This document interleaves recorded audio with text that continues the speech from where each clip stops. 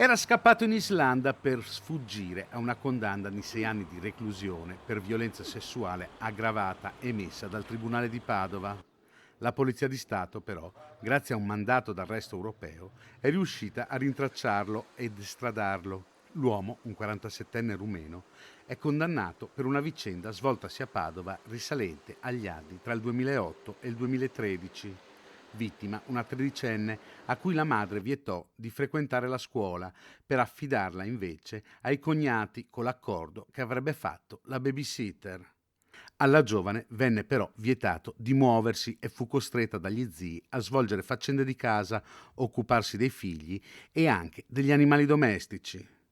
Alla tredicenne era stato anche negato il diritto di poter avere una sua stanza ed era costretta a dormire sul divano. Negli anni la ragazza restò con loro tra il 2008 e il 2013, subì maltrattamenti ed umiliazioni da parte della coppia.